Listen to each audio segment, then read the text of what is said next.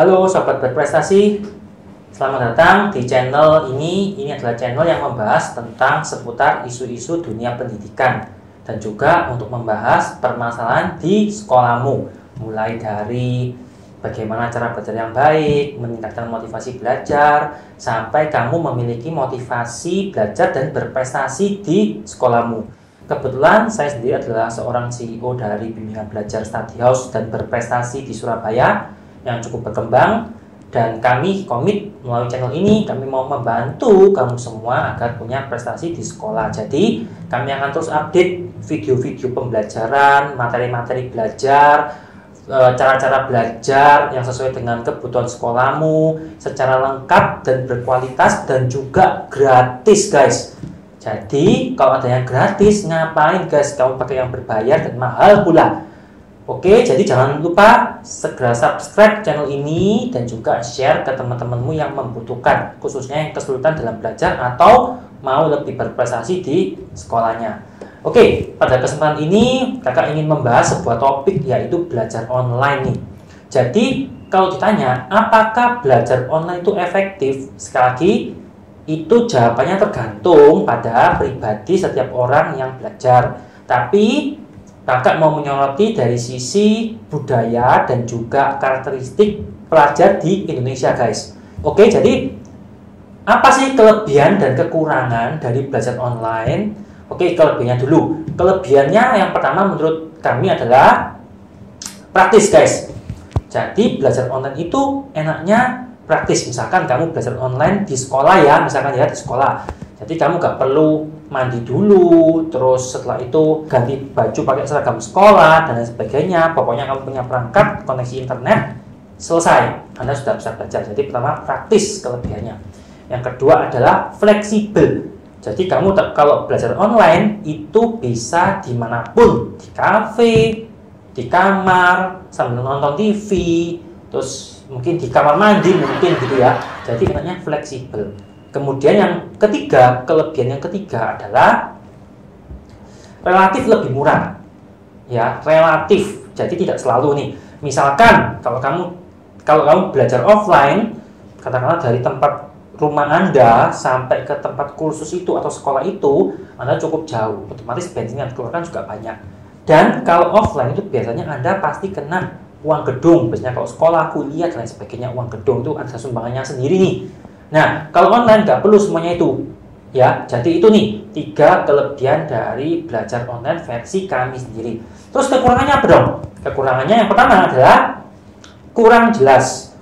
Jadi disadari atau tidak, ketika kamu nyoba untuk belajar online, kebanyakannya pasti akan ada hal-hal yang Anda merasa kurang jelas. Kenapa? Contoh gini, kalau guru sekolah Anda ngajar di kelas offline gitu ya, misalkan ya, kurang jelas, ngajarnya kurang jelas, kamu sulit untuk mengerti, apalagi online, tambah semakin kurang jelas. Kenapa? Karena kalau online kan tidak langsung tatap muka langsung, terbatas pada layar device Anda, entah PC, entah laptop, atau entah handphone. Nah, itu membuat Anda terbatas. Ya, belum lagi suaranya mungkin kurang jelas karena koneksi yang kurang, pandangannya ataupun apapun itu membuat Anda mungkin bingung dan kurang jelas. Itu kelemahan pertama. Kelemahan kedua adalah dengan belajar online, kamu kebanyakannya akan belajar sendirian, ya, tidak semua, tapi rata-rata ya. Kalau orang belajar online itu biasanya sendirian, tanpa teman. Itu nanti akan membuat kamu merasa sendirian, tidak semangat, dan juga takut. Misalkan, waduh, saya gak mengerti ya, nanti tanya ke siapa ya, teman saya gimana ya, sama-sama mengerti atau enggak ya. Nah, itu sendirian, guys. Ya, itu membuat Anda kadang-kadang takut, kurang semangat, dan lain sebagainya. Nah, kelemahan yang ketiga, dengan belajar online, kamu harus mempunyai device peralatan yang sangat mendukung. Jadi device yang sangat bagus, mungkin smartphone keluaran terbaru dengan koneksi internet yang sangat bagus, dan itu biasanya cukup mahal dan cuma beberapa orang aja yang mempunyai akses sampai ke sana. Yang keempat, kelemahan belajar online yang keempat adalah banyak gangguan.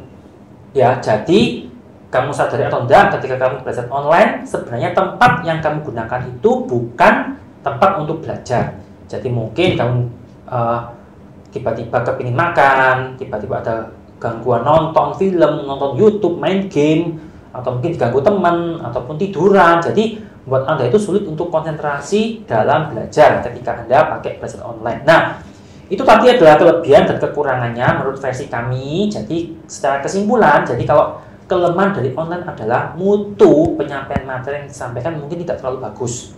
Ya, oke, jadi Anda bisa ngasih komen di bawah kalau misalkan ada hal-hal yang Anda rasa, oh ini loh ada kelebihannya lagi, ada kelemahannya lagi, boleh. Jadi kami sambil sama-sama belajar, juga bisa berkembang bersama-sama. Nah, kemarin ada yang tanya juga, mungkin nggak kalau sistem pendidikan di Indonesia itu semuanya diganti online? Nah, kalau menurut saya sih tergantung ya, tergantung. Kalau untuk jenjang pelajaran sekolah seperti SD, SMP, SMA, mungkin sulit kalau harus full online, sulit banget. Kenapa? Yang pertama adalah, ingat belajar itu bukan tentang materi akademik saja. Ya, karena ada juga, karena kalau kita datang ke sekolah, misalkan kita juga belajar tentang bersosialisasi sama teman-teman kita, kemudian belajar misalkan seni, terus musik, mungkin olahraga, kreativitas, dan lain sebagainya. Jadi sulit kalau yang jenjang pendidikan sekolah untuk full online.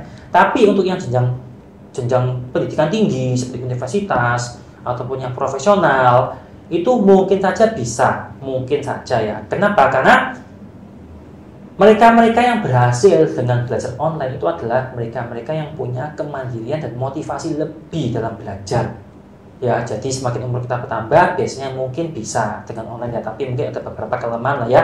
Nah, jadi itu tadi kelemahan dan kelebihan belajar online. Jadi semoga materi ini bisa memberi Anda insight, bisa memberi Anda wawasan lebih dalam lagi, dan ingat, kami akan terus update video-video ini untuk membantu pembelajaranmu. Semoga Anda tetap terus berprestasi di sekolah Anda.